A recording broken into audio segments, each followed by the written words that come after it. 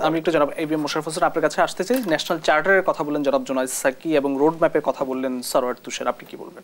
না, আমি তো আমাদের মধ্যে দ্বিমত নাই। আমরা এটা বলেছি যে আপনি সংস্কারটা কি করতে চান। এই যে ডক্টর ইউনূস সাহেব বলেছে যে ডিসেম্বরের মধ্যে, ঠিক আছে, ডিসেম্বরের মধ্যে আপনি কি করতে চান সেটা বলেন, যেটাকে আমার রোড ম্যাপ, অথবা যদি বেশি সংস্কার হলে আপনি কি পর্যন্ত করতে চান।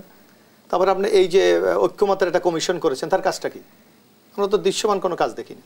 আমরা এখন বলতেছে যে আজকে গতকালকে আমি জানি না, জুনায়েদ সেইটা দেখেছি না, খবরে দেখিয়েছে যে এই যে সুপারিশ করা হয়েছে অনেকগুলি বাস্তবায়ন করা সম্ভব, ইতিমধ্যে আমরা মন্ত্রণালয়কে দায়িত্ব দিয়েছি এগুলো বাস্তবায়ন করার জন্য। কালকে তো ন্যাশনাল নিউজে বলেছে।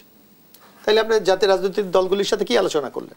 আমি তো আলোচনার কোনো জায়গা দেখি না। তাইলে আপনি কি সেই আবার সেই গত ফেসিস সরকারের মতো নিজের ইচ্ছা মতো সব করছেন? গতকালকের খবরে দেখেন আপনি কি বলেছে।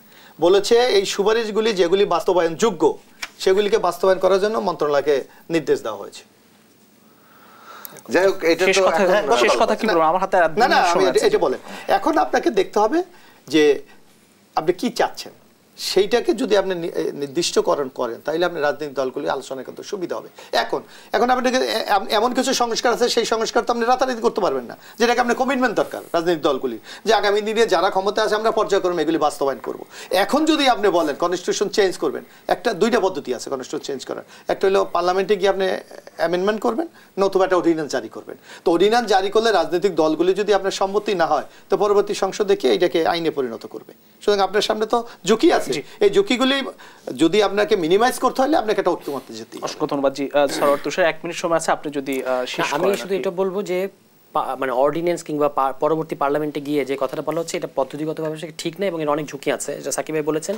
আমি শুধু তার সাথে সংযোগ করব যে সংবিধান সংস্কারে আমাদের কোনো মেজর আপত্তি নাই, যদিও আমরা নতুন সংবিধানের কথা বলেছি, কারণ আমরা মনে করি এই সংবিধানকে আপনি যদি একটা মেজর সংস্কার করেন এটা একটা প্রায় নতুন সংবিধানই হবে। কিন্তু আমরা পদ্ধতির উপর জোর দিচ্ছি, এটাকে সাকিব ভাইরা বলছেন রিফর্ম অ্যাসেম্বলি, আমরা বলছি কনস্টিটিউয়েন্ট অ্যাসেম্বলি, কথা একই। মধ্যে কথা হচ্ছে এই পদ্ধতিতে আপনি না গেলে আদালত কিংবা পরবর্তী সংসদ এটাকে বাতিল করে দিতে পারবে, এবং সেটা সংশোধনী মানে কিন্তু হচ্ছে বিদ্যমান সংবিধানটাকেই আরেকটু স্পষ্ট করা কিংবা আরেকটু মানে ক্ল্যারিফাই করা, এর চেয়ে বেশি কিছু না। কিন্তু আমরা তো মৌলিক পাওয়ার স্ট্রাকচারের পরিবর্তনের কথা বলছি, গণতান্ত্রিক সংস্কারের কথা বলছি। এটা মানে সংসদ করতে পারবে না বা অধ্যাদেশ দিয়ে এটা সম্ভব না, ঠিক আছে? এটা করতে হবে এই ধরনের একটা ইলেকশনের মধ্যে দিয়ে, যেটা কথা সাকিব ভাই বলেছেন, আমরাও কাছাকাছি এই ধরনের কথাই বলছি। এই প্রশ্নে আলোচনাটা এইখানে আরো কংক্রিট আলোচনা হওয়া দরকার, যে এটা টার্মস অ্যান্ড কন্ডিশনস ধরে।